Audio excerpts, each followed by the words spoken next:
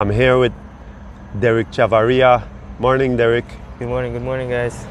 Yeah, it's a very nice and warm Glasgow morning at 57 degrees, but quite a bit warmer than yesterday for your road race.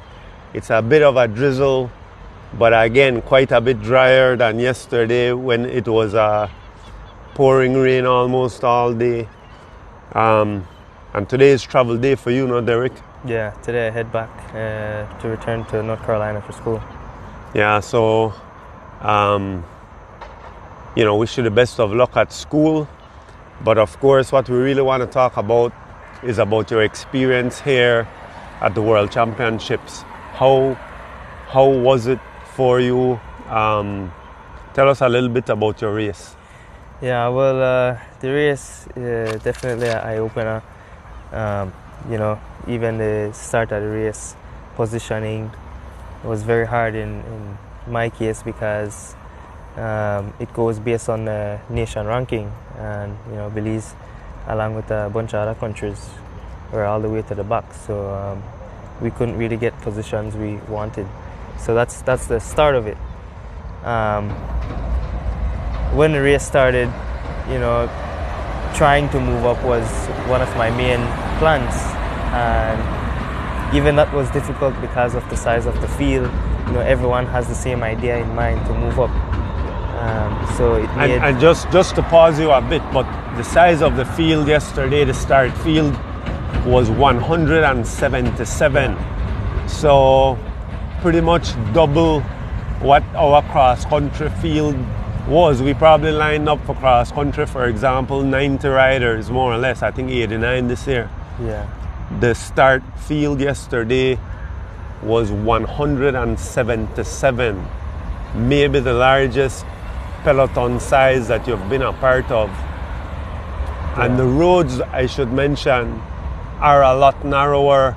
On the route that you came. Obviously, there are some wide highways here in Scotland. It's a developed nation, but the road that you guys traveled was quite a bit narrow. Yeah. So that played a huge role, and especially when the race, when everyone was fighting for positions, some people were being risky, and the rain started coming down, and crashes started happening, and gaps in the field, and it was a whole bunch of basically just hectic within the peloton. And towards the end, not the end, but my legs gave in eventually, and I just got dropped. So, but it's definitely an eye opener to see what level these guys are on and how far I am from them, and the necessary work I need to do. You mentioned to me that at the point that you got dropped in the race, you took a look at your meter to see the average speed that you had been going with the peloton up until that point. Maybe you share that for our fans and fellow Belizean cyclists to get an understanding, because it's very difficult to get a grasp of the speed while you're watching it on television. But just share with them what type of speed you were averaging, not the speed at any one point, but the average speed at the point you got dropped. So coming down from the start, we started on a slight downhill, and of course there's a couple of rollers within the climbs, the course, but at that point we were averaging just around 35 miles an hour. And those guys made it look easy. 35 miles an hour, and they had the Europeans really were the ones who dominated the race. They dominated the finishing positions, and their riders, listening to the broadcast and talking to the fellow coaches out there at the start and at the finish. There is a sense that many of these riders in the U23 category are either already on World Pro teams, developmental squads, or they are about to be signed and already have contracts in the works. So these are very high level racers. Yeah, definitely. Derrick, you and I were going through the finish list this morning, and we noticed from Caribbean and Central America region, there were only 2 finishers. So there is no shame in abandoning the race. There were, I believe 79 finishers out of 177, and only 2 from the Caribbean and Central America. There was 1 Mexican and there was 1 Costa Rican. And the rest of the 79 finishers were South America, Colombia, Ecuador, some of the big racing countries in the Americas, and up North America, Canada. And apart from that, Europe, and there were also quite a few Africans. We don't traditionally think of Africa as being a cycling nation or a cycling continent, but quite a few Africans were there.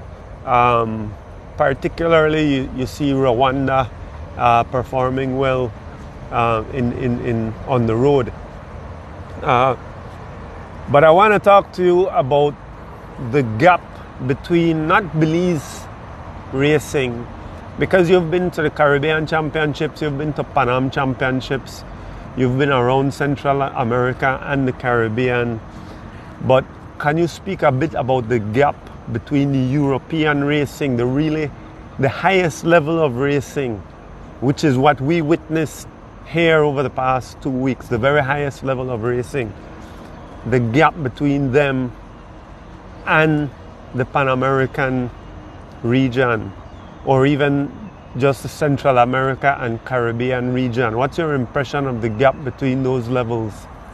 Yeah, well, one of the best comparison I could use is speed, and one of the best races that I've done is CAC Games in where is that? El Salvador. The one 2 weeks ago. A couple months ago. 2 or 3 weeks ago. All right. Well, I didn't realize. Well, no, we've been here for 2 weeks, so it was it was about 2 or 3 weeks before arriving to Scotland. So about a month ago. Yeah. But in that race we averaged almost around 27 miles an hour, and about 27.5 miles an hour, more or less, or 27. Around there 3 somewhere. or 4. But even though that average speed is pretty high, I could have sat in that race quite comfortably. And in this race that I just partook, World Championships, even sitting down was quite a challenge. Yeah. I only lasted with the crowd for about, I'd say, 15 miles or somewhere around there. So it's definitely a huge gap. Yeah. And I feel like to bridge that gap, we need to take steps we've not done before. Yeah. We need to follow the European pros, basically. And I should mention that you haven't only raced in Belize, Central America, and the Caribbean. You've been living the past year in the United States, and you've been in fairly high level races, the Crit Series in North America, in the United States as well, and even those you sit quite comfortably in the peloton. This is a totally different matter. I mean, just head and shoulders above the level of what we're accustomed to, what you're accustomed to, what Belizean racers are accustomed to. So let's talk about that. You said that if we Belizeans, we as a federation, we as a nation wanted to reach this level, what are some of the steps that you believe Belizeans can take to become world class, to be like the guys that we see on television, not racing in the Americas, but the ones racing in Europe? Well, steps necessary to take would be to move out the country. Yeah. I mean, first of all, the terrain we live in is not mountainous. It's not high in elevation, and all of those contribute to a factor in your overall fitness. Yeah. And moving out Belize is quite a challenge because we want to be with our family and all that type of stuff. but also it needs to be a development from your young. Yeah. You have to move from a young. We're actually speaking to a guy who said, I'm at 20 years old and I'm old. I'm already old. He was telling you, he was encouraging you to move over to Europe, that the only way to make it at the highest level is to move to Europe. But he was telling you that at 20 years old, you're a bit late already. Yeah. And we were speaking to a young lady, Yelena Eric, who is a member of the Movistar team. And she is, I think, from Slovenia, I believe, if I'm not mistaken. And she was telling us that she moved to Belgium because it seems that Belgium is the hub of racing. It's the capital of European racing is in Belgium. And she moved there at the age of 16. And that seems to be the age, 16 and 17 seems to be the age. Yeah. Some of the things we can do in Belize would include more weights training, of course, more hills. We may have to do some little baby steps before we make the giant leaps. More training out in the hilly terrain like the Hummingbird and the Pine Ridge area, but even that is not enough to reach the level that the world-class pros but also are we need development from younger guys, So correct. Even if that's providing newcomers bikes and stuff like that, just to get young guys in the sport, and from there we could move forward, and those young guys could go and train in the hills more, weights training and And the competition in Belize basically also just isn't high enough to increase the level. So we have to get out to where the competition is. But as you said, I mean, one of the lessons we've learned here is that the older riders, and we would think that these guys are still young, but older riders would be even from like 25 and up. They really have gone beyond the point of where they can attain the highest levels of cycling. They needed to begin that development at a much younger age. And so the challenge for Belize, not just for the federation, but for our nation on a whole, I think it includes the government's participation. It includes the athletes themselves. And because of the ages we're talking about, it must include parents and families.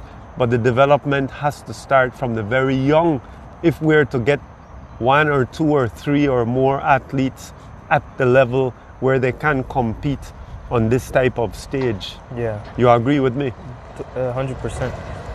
But it definitely needs to be development from a young age, and that's basically it, and from there you move on. Alicia and I had a conversation with a fellow from British Cycling who was mentioning that the British government's budget for sports is £500 million annually, and within that £500 million they split it into 2 categories. A half of it is used in recruiting. Half of the money is just used to try and find new athletes and young people to get into sports, because that's how you find talent and that's how you keep a program going. And the second half is the very highest level, trying to develop the world-class athlete, and they leave the middle portion up to the federations. Before we lock off, Derrick, let me just ask you about your goals, your next steps that you want to take, that you can see for yourself in trying to get to another level. Well, right now, one of the closest steps actually I can take is to participate in different disciplines at school, which includes mountain biking and cyclocross. So that's my plan for this year. As the season comes up, the collegiate season, I want to take part in those races and do a bit of cross training. But also, next year is a longer term plan. which me and a couple of the guys from school have decided to just take a trip to Belgium and stay there the entire summer, and see what it's about, learn much more than I already have, and from there we just see what comes next. And of course, then you would discover exactly what living the life of a pro cyclist is. Pretty much. And maybe from there you would decide if you want to make it a more permanent part of your life. So your plan is for next summer, but who knows, maybe it could be longer than just a summer. So with that, Derrick, you have a flight to catch in a couple hours. Your ride is waiting at the hotel, I think in about 10 minutes, so we'll wrap this up. But Derrick, thanks for coming to Glasgow. I for one, I'm very proud of your performance yesterday, and I hope that the Belizean public is as well. And again, I will allow you to say wali hello or whatever, big up to your peoples. Well, I'm very appreciative of all the support I get from the Cycling Federation of Belize, being an Olympic scholar from Belize Olympic and Commonwealth Games Association. Even to come here from the UCI, I appreciate it. We appreciate it, and we definitely look forward to more events like this. And I have to big up my family. They're the ones behind me. Actually, after the race yesterday, I called my brother right after the race. He's the one I'm comfortable with talking with and sharing my ideas and all that type of stuff. So my family is behind me 100%, and that's what keeps me going. It's a whole support system. Yeah. And we at the Cycling Federation of Belize certainly look forward to continue to see your development, Derrick. But in addition to that, we look forward to seeing the development of the youth and junior categories in Belize, the under 23 category, and specifically those younger categories there, because those are the ones we believe still have a trajectory to raise the level on a whole in Belize. The older guys, we're very proud of what they have done. They have laid the foundation, but it is the ones coming up after who will step on top of that and reach higher heights. With that, I would like to thank the sponsors for the Cycling Federation to have come to Glasgow to participate, not just in the race that Derrick rode yesterday, but also for the UCI Congress, myself and the President, Alicia Thompson, with the kind support of the Belize Tourism Board, with the kind support of the National Olympic Committee in Belize, that is Belize Olympic and Commonwealth Games Association. And as well, we must give a big thank you to the UCI themselves, because the UCI have provided the stipends for us, or at least a large portion of it, for us to attend the Congress and for Derrick to participate here. The UCI made a huge effort this time, for the first time, to provide funding for small nations to be able to attend, not just in the racing aspect, but also to attend the Congress. So we received that help, and now I leave a huge task for our President Alicia to cut and splice this video, because it seems as if it's a bit too long to put in one podcast. So now it's your job, Alicia, to cut and splice and figure out if you'll put it in 3 or 4 or 5 segments. But yes, that's it. We're going to close our reporting from Glasgow. Fellow Belizeans, thank you for following us. Thank you for supporting us. And we look forward to grow the sport of cycling in Belize from now on, from now forward, with our young people, with a goal in mind to become world class. Thank you very much. Thank you.